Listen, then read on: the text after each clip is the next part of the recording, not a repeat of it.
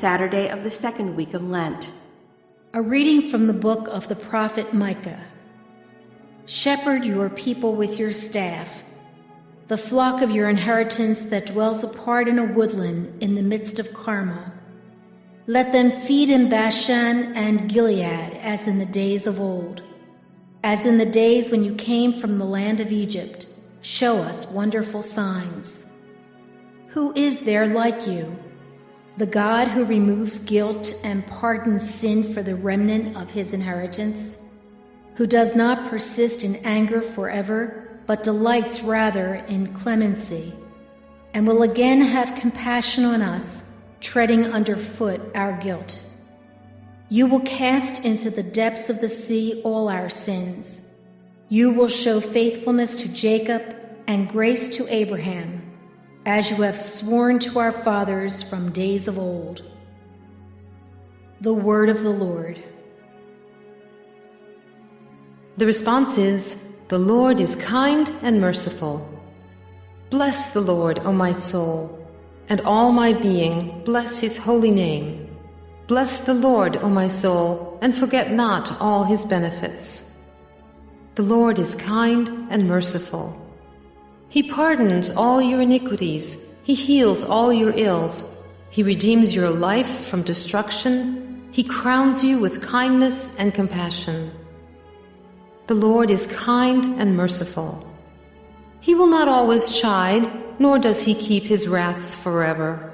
Not according to our sins does he deal with us, nor does he requite us according to our crimes. The Lord is kind and merciful. For as the heavens are high above the earth, so surpassing is his kindness toward those who fear him. As far as the east is from the west, so far has he put our transgressions from us. The Lord is kind and merciful." A reading from the Holy Gospel according to Luke.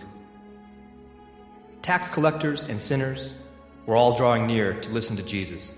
But the Pharisees and scribes began to complain, saying, "This man welcomes sinners and eats with them." So to them Jesus addressed this parable. A man had 2 sons, and the younger son said to his father, "Father, give me the share of your estate that should come to me." So the father divided the property between them. After a few days, the younger son collected all his belongings and set off to a distant country, where he squandered his inheritance on a life of dissipation. When he had freely spent everything, a severe famine struck that country, and he found himself in dire need. So he hired himself out to one of the local citizens, who sent him to his farm to tend the swine. And he longed to eat his fill of the pods on which the swine fed, but nobody gave him any. Coming to his senses, he thought, "How many of my father's hired workers have more than enough food to eat? But here am I, dying from hunger. I shall get up and go to my father, and I shall say to him, 'Father, I have sinned against heaven and against you. I no longer deserve to be called your son. Treat me as you would treat one of your hired workers.' So he got up and went back to his father. While he was still a long way off, his father caught sight of him and was filled with compassion.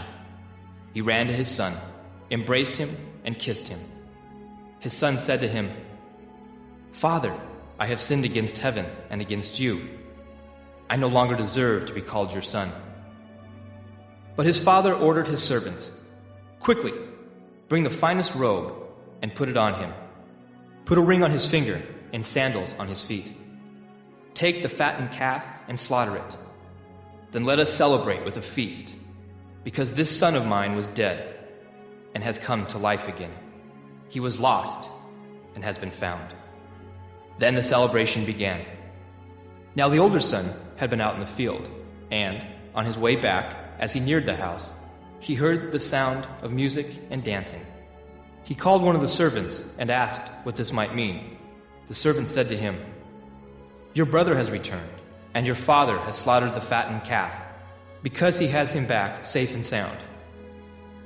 He became angry, and when he refused to enter the house, his father came out and pleaded with him. He said to his father in reply, Look, all these years I served you, and not once did I disobey your orders. Yet you never gave me even a young goat to feast on with my friends.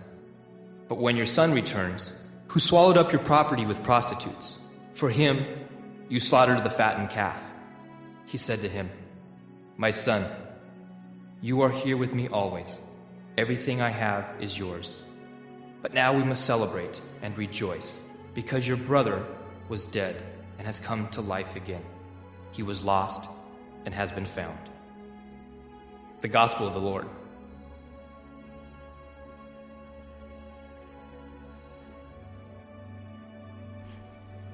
March 3rd, Saturday of the second week of Lent.